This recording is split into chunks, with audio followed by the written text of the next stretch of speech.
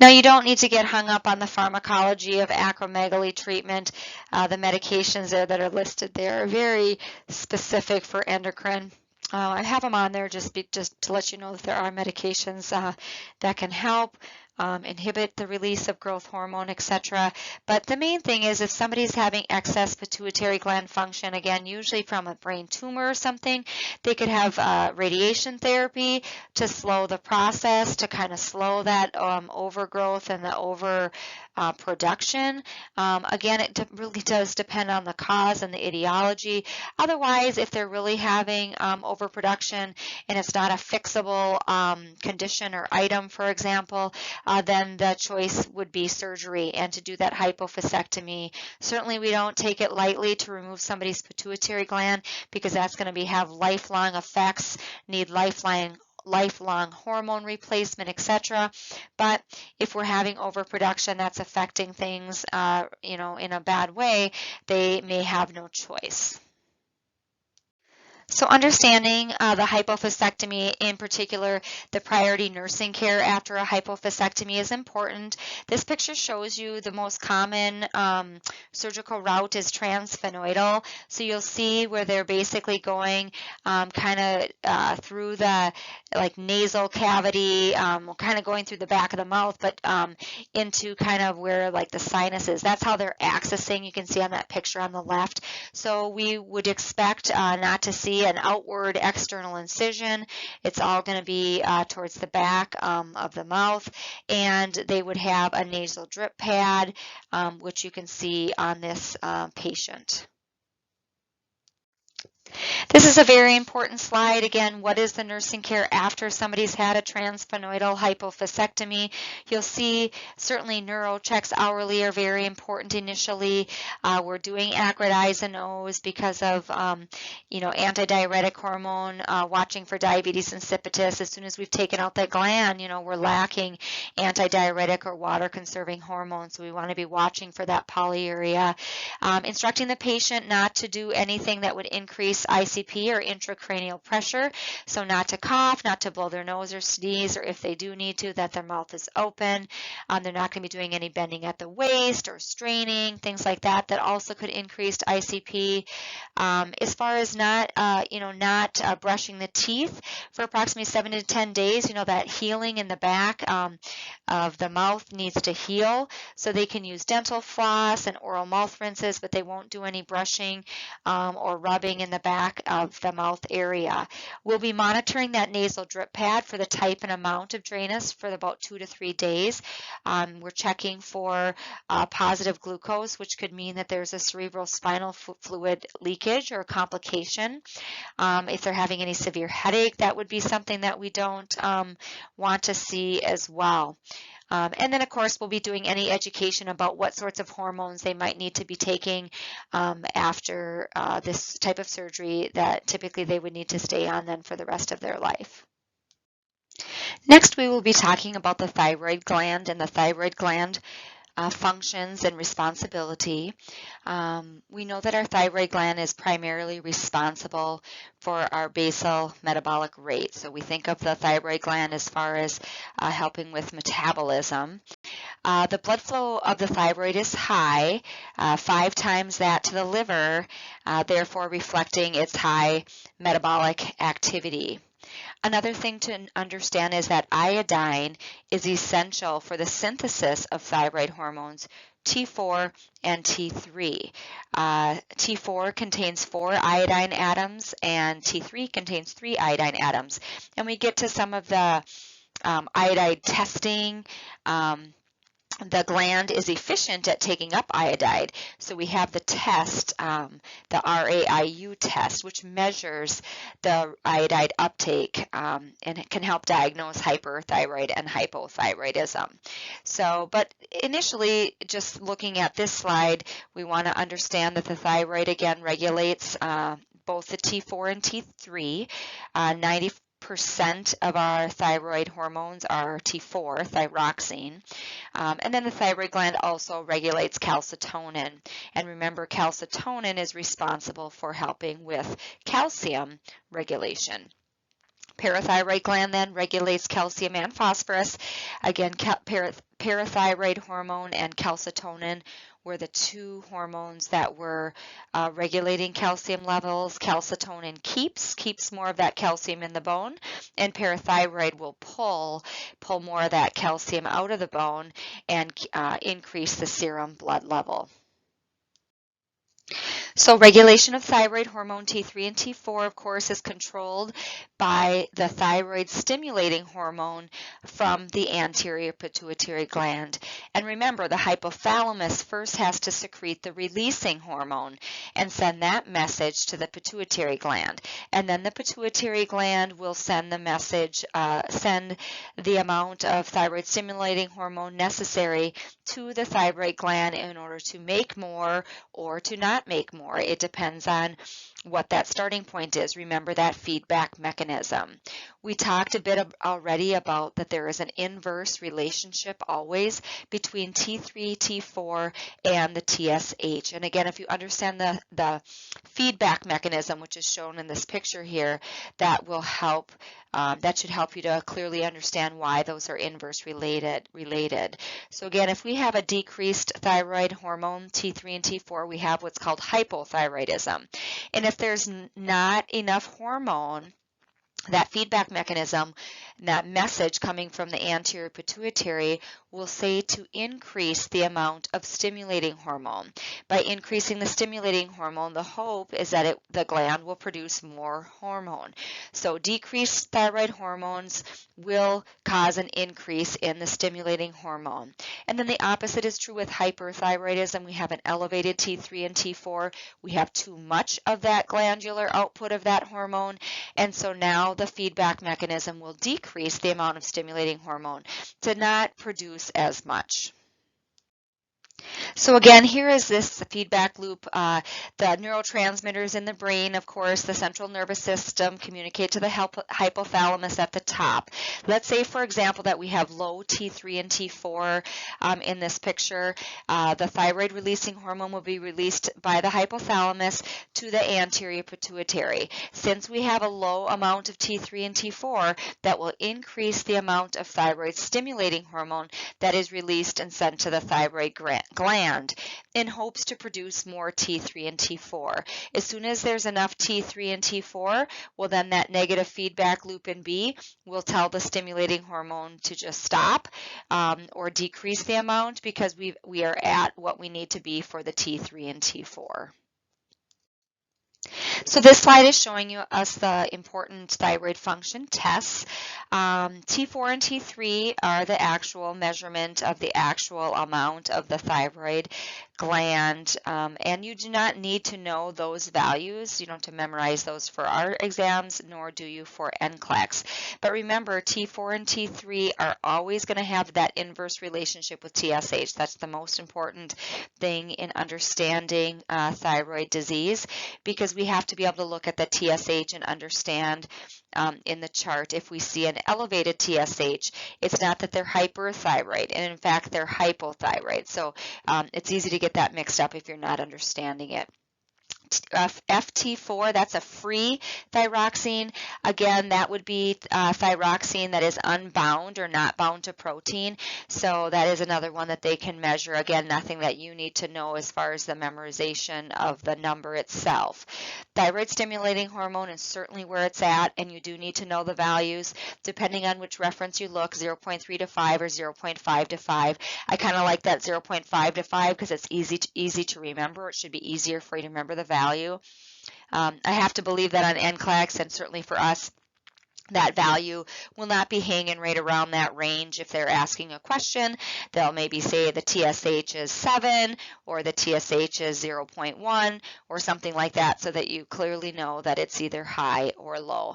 And again, it's a very sensitive indicator, 95% accuracy of diagnosing hypo or hyperthyroidism with the TSH alone. So that's what you're going to see used more often. The radioactive iodine uptake measures the rate of iodine uptake. So with that test, important nursing considerations, because it does contain iodine, is to ask those allergy questions to iodine or shellfish.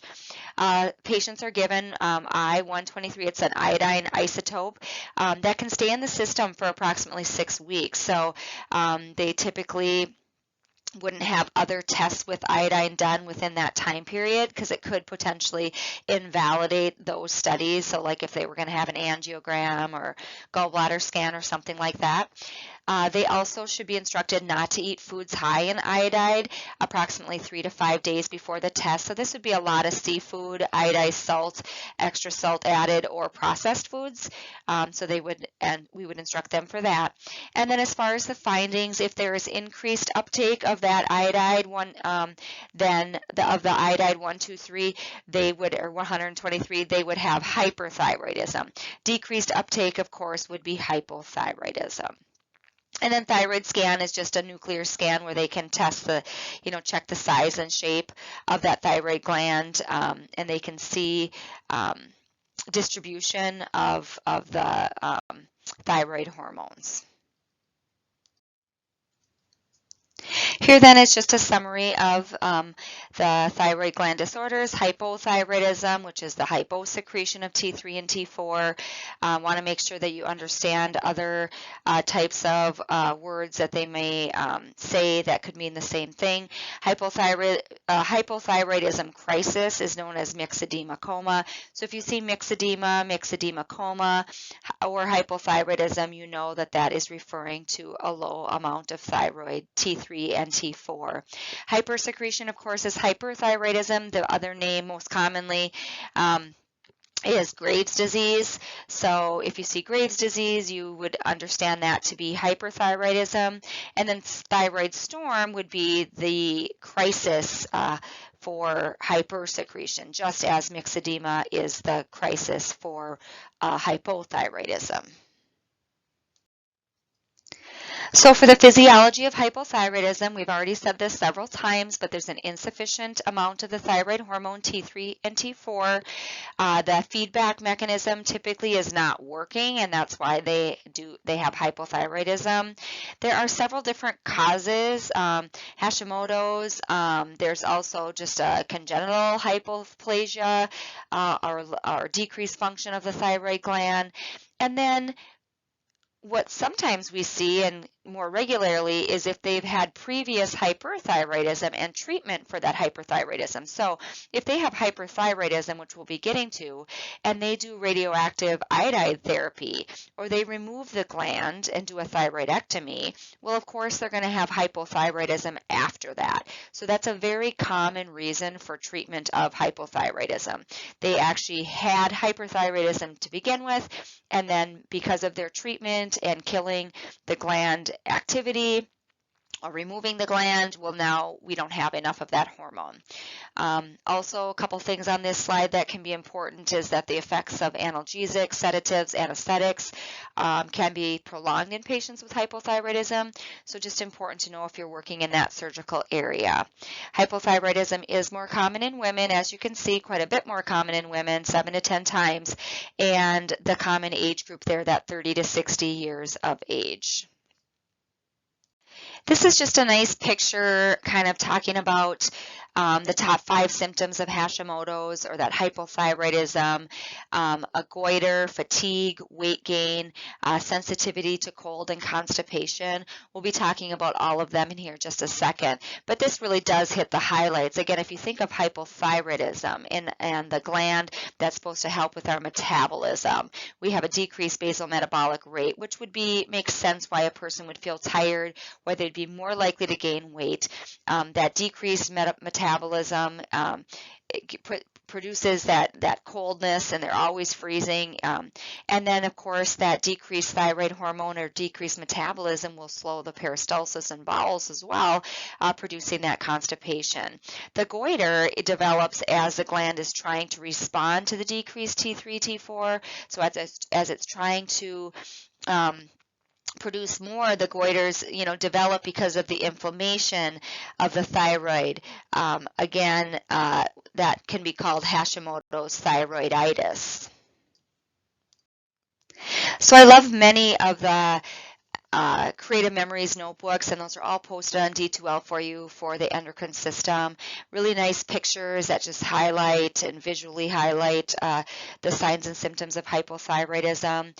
I think most students do pretty well with the signs and symptoms of hypo and hyperthyroidism because I think we can understand that there's a decreased metabolic rate. Hypothyroidism will produce decreased BMR, and with that, everything is down. So if you look here at this picture, and I purposely have it ordered this way, everything as far as vital signs, heat production, energy, reflexes, all of our vital signs, decreased peristalsis or constipation. So the only thing that is up is weight, which makes sense. We're going to gain more weight if our metabolism is slower, and increased flow with menses. Could have problems with infertility. And so again, heart rate's down, blood pressure's down, respiratory rate, reflexes. They are cold all the time because they have decreased heat production. So all of those things are lower in a lower amount of thyroid hormone. So hopefully that can be very easily remembered. Again, a very common initial sign is that increased weight without overeating, just because that basal metabolism is slowed so much.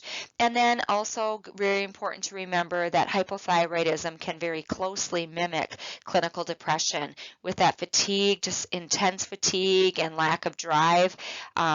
All of that can definitely look like depression, so we need to definitely rule out depression, and likewise, if they're complaining of symptoms of depression, we have to rule out the hypothyroidism. It also takes approximately 6 to 8 weeks for meds to fully be working, so symptoms can be gradual. We need to have patients be patient and compare their activity now from a year ago, and it may not always be easy to see, but hopefully they can start to notice the changes once they get adequately replaced with that hormone. Myxedema coma then is a life-threatening crisis. It's very rare, but the mortality rate can be 60% if untreated. It is the crisis that we know for decompensated hypothyroidism. So you can see in this picture a lot of facial edema, that puffy face, all of that edema under the eye orbits, above the eye orbits. They typically have that thick tongue. You can see swollen tongue. And again, it's characterized by all of these things because of cardiovascular collapse. So they develop severe hypoventilation. Again, remember, hypothyroidism is low blood pressure, low heart rate, low respiratory rate. Well, low blood pressure and low heart rate are going to result in decreased cardiac output, right?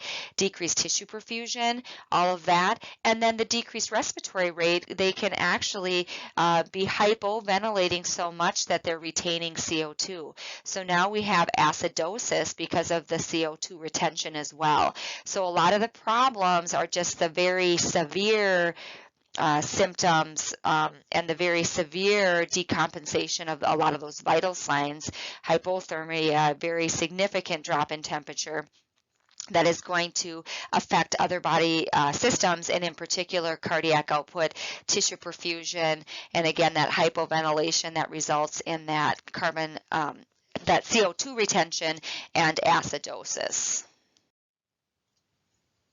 So if we understand the last slide of what's actually happening for the person, if we think of that severe hypoventilation and production of acidosis, severe reduction in cardiac output and tissue perfusion, hopefully a lot of these management of this crisis makes sense. So we need to basically, highest priority ABCs is combating hypoventilation. So we need to maintain that airway, aspiration precautions, very likely that they would need to be mechanically ventilated, monitoring arterial blood gases. Again, we're expecting that they're retaining CO2 because of that decrease in respiratory drive, right? If we have hypoventilation, we're going to be holding on to more CO2, and that CO2 is acidic, so that will result in acidosis. Monitoring all the rest of the electrolytes, glucose, etc.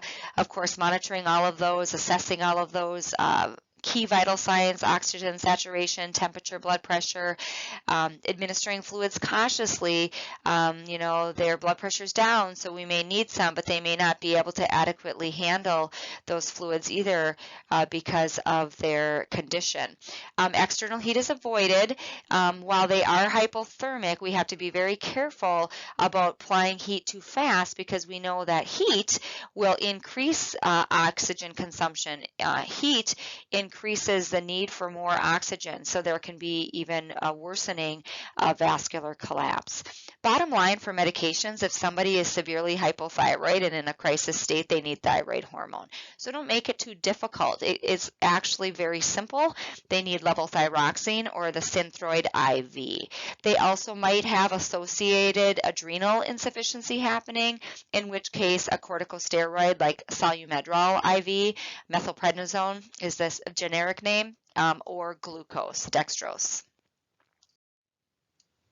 So for nursing management of hypothyroidism, then we just talked about the management of the crisis state, but just hypothyroidism, not decompensated. We want to do a lot of patient education as far as their lifelong replacement therapy. So the high priorities would be all of the instructions about Synthroid, instructing them to hold the medication and call their doctor if they're having significant changes in their heart rate greater than 100. And again, we'll talk more about the medications, but what happens is when they start that replacement of thyroid hormone, they have been hypothyroid, so their body has just absolutely adjusted to a low basal metabolic rate. So now it's like we're wanting to think of a car, we're driving 30 miles an hour, and now we want to drive 70. We're revving up that engine, we're revving up our body and our metabolism too fast sometimes, and that's why they can get chest pain and kind of palpitations and get too tacky. If they get too tacky too fast before their body's able to really handle that, that can be problematic. So a lot of that teaching related to the medication and the starting of their Synthroid. That's where that report angina or shortness of breath, weight gain greater than 5 pounds is coming from. Again, diet, adequate roughage. We want them to know with hypothyroidism that they are at risk for constipation, so we do the teaching for that. And it's always good, never a problem, always going to be beneficial, I guess, to wear a Medic Alert bracelet. I don't know if a lot of people for thyroid conditions do wear a bracelet or not. I've not really seen that. So this slide will be very important as far as the medication for thyroid, levothyroxine or Synthroid replacement. A couple very key things, and it's listed right on here where they are not to substitute the generic brand. Physiologically or pharmacologically, it is structurally different, so they are not supposed to trade that out.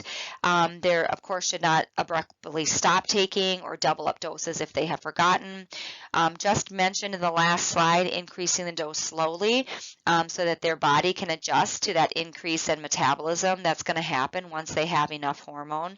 Watching for angina or palpitations, and that would, if they're getting too much of it too quickly, they will get tachycardic and feel those palpitations and possibly chest pain. Given in the morning is best, and you will see that prescribed usually at 7 a.m. in the acute care facility. 7 or 7:30, 1 hour before food, or 2 hours after. That is the best absorption is on an empty stomach. So it's not going to alter the medication necessarily if for some reason they did have food, but that's where they're going to get the best absorption. So of course we want to try to facilitate that as best as we can. Average dosing, it is important to understand and know what doses you're expecting to see so that you would understand if you saw a dose that seemed really weird or different. It's always almost always 0.1 to 0.2 milligrams, but then the packages come in micrograms or mcg, so you'll see a lot of 125 mcg, so make sure that you're looking and paying attention to milligrams versus micrograms. A lot of students, when they're doing their checks, obviously say milligrams all the time for most of our drugs, but when they have a drug that's supplied in micrograms, they'll say mcg, so that you don't get that mixed up with the milligram. Synthroid may increase blood sugar, so important for our diabetic patients. And then you can see how it can affect some of the other medications, phenytoin is our dilantin. Tricyclics are antidepressant category that aren't prescribed very often, but you see the digitalis, digoxin, and you see the anticoagulants. So certainly somebody who has those combinations of medications will need to make sure that everything is adjusted appropriately. The nice thing is once they're on their dose of Synthroid and they're on their dose of, let's say, warfarin or digoxin, those doses don't change. So we've already kind of understand that their body is handling the both of them together, and we've already adjusted the doses accordingly. This is a really nice picture talking about, how we're going to taper up and taper down. If we were, typically we're not coming off of it, but tapering up. It talks about things to watch for as far as the medication. And then one thing I didn't mention, but hopefully it makes good sense, is that we don't take this medication at night. Obviously, it's going to increase our basal metabolism, and that could interrupt the sleep and cause insomnia. So this is an important practice problem to see that you understand the lab values, and this is very practical clinically, because when we see a TSH that is low or high, we should understand what we would expect the doctor to order or a change in dosing on their levothyroxine or Synthroid. So you have to remember that inverse relationship. So if the TSH is low, they actually want to decrease the dose because they want to decrease the hormone given in order to increase the thyroid stimulating hormone to tell the gland to make more. So again, understanding that feedback mechanism, it's sometimes the opposite of what you think, but if the stimulating hormone is low, we actually want to decrease the dose so that there would be an increased amount of stimulating hormone, which then we would see in the lab test to tell the gland to make more. And again, a reminder of that normal value 0.3 to 5, or you can remember that 0.5 to 5 as well. Hyperthyroidism, or Graves' disease, is the second most common endocrine disorder after diabetes mellitus. So it is something that we don't see necessarily hospitalized for problems, but definitely if working in the clinic setting, you would see patients being seen for and diagnosed for hyperthyroidism. This again is where we have an excessive output of the hormone. So we'll have an increased amount of T3 and T4, which is the thyroid hormone.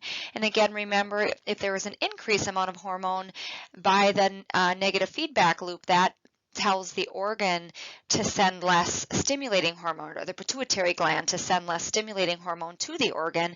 So that lab value would be a decreased TSH. So if somebody's initially being diagnosed with hyperthyroidism, usually they see a low thyroid stimulating hormone, and then they know that they likely have hyperthyroidism. Some of the causes are listed there for you. You can see that they are thinking it's an autoimmune disorder where they have a increased number of those gland cells which end up enlarging the thyroid. Can actually happen after emotional stressors, shock, infections, things like that. This is also more common in women than men, just as hypothyroidism was. And you can see the age group is approximately about the same, a little bit younger than hypothyroidism, but still kind of in that same range. So as far as the goiter, I just want to clarify, because some people get confused with this. It can be a cause or effect. It can go either way, because we can form the goiter as we're trying to make more thyroid hormone, and it also can be the cause, and we have the goiter, which shows the overproduction. So don't get hung up on that, and they do a nice job explaining it in the book, but I just wanted to mention that because that seems to be an area of confusion for students. So with hyperthyroidism, there's a great table in your book that lists all of the signs and symptoms. And again, Iggy does a nice job because she does it by body systems, which also is kind of how I like to. You can see the Creative Memories notebook as well. That does a nice job pictorially for those that are visual learners. Again, the main thing is that our metabolic rate is increased. So we have an increased BMR. And as you can see, basically everything is up as a result of that, except for weight and the reproductive area. So elevated heart rate, blood pressure, respiratory rate, cardiac output, increased reflexes, increased heat production, so feel very, very warm and hot and sweaty and flushed. increased energy level, exophthalmos, where they'll have more of those bulging eyes, the eyes stick out and protrude, increased GI tract peristalsis, so increased chance of diarrhea. So all of those things are increased as a result of the metabolic rate. With that, as you can see, if we have a higher metabolism, we're burning more calories, so there will be a decrease in weight, and then there is a decrease in the reproductive manifestations, such as a decreased flow as far as menses, or even amenorrhea, or a decreased libido.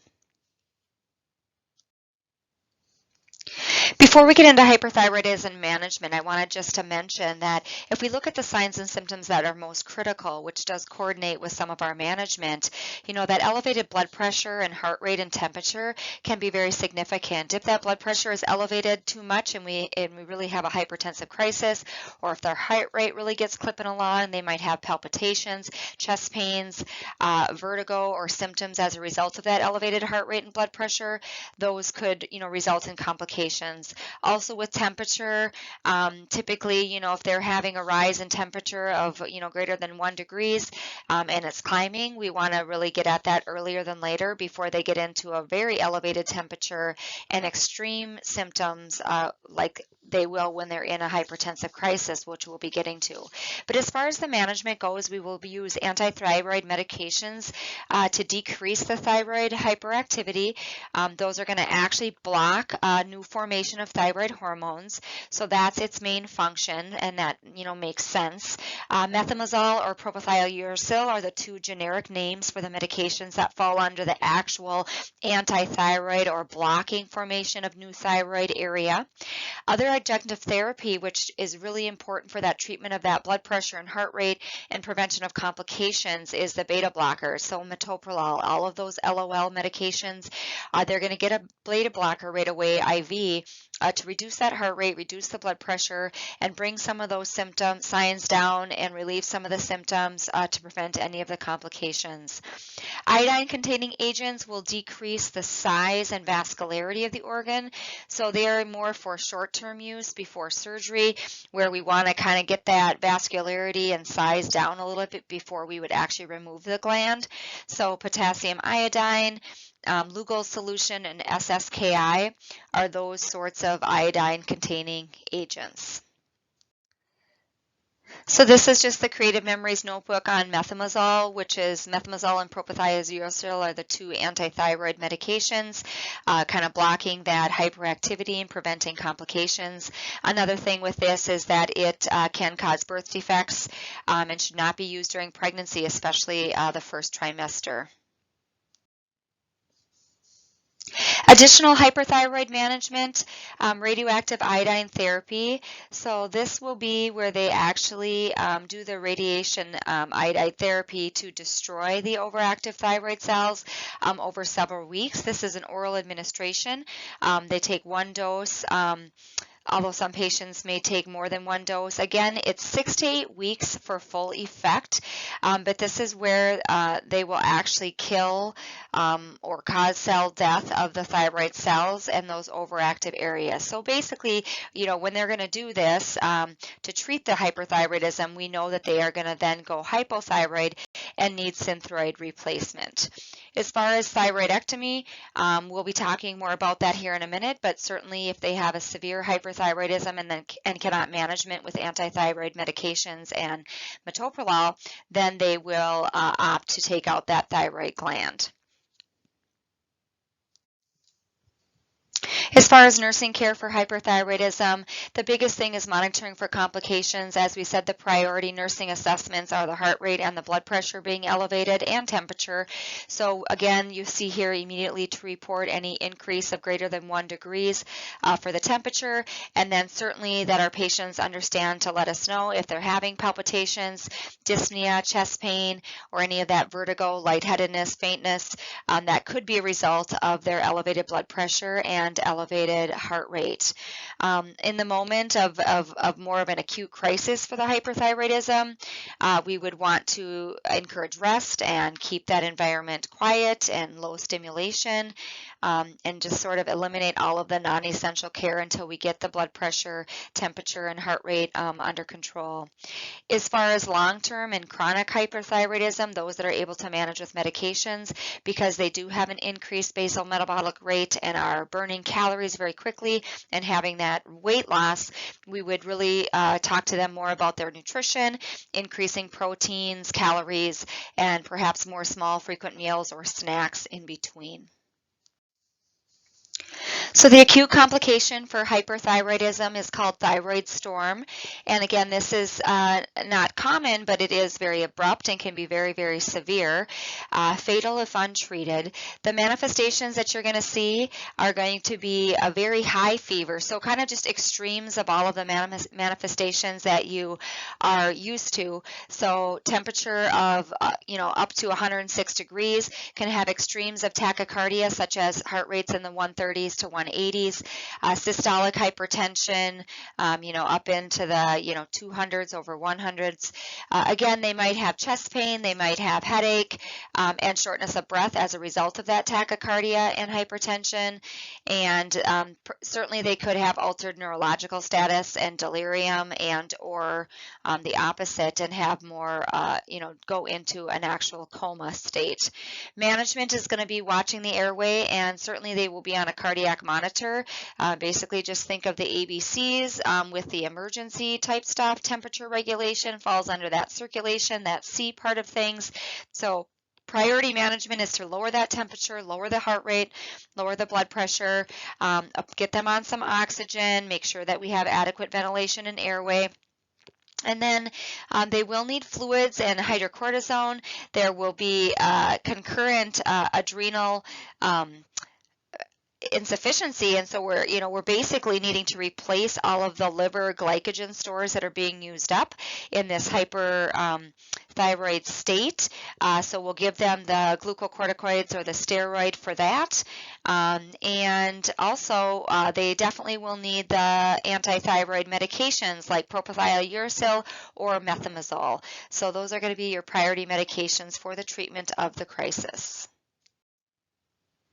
This picture is just showing you where our parathyroid glands are. So you see the thyroid gland, and you see that there are 4 parathyroid glands that sit, on the posterior aspect of the thyroid gland. So they, may be embedded in the thyroid tissue. So whenever we talk about doing a thyroidectomy, we also should be concerned about some of the parathyroid gland also coming again out at the same time. It depends on if they do a subtotal, then they may remain intact. But if they do a total thyroidectomy, then certainly the parathyroid will be gone as well.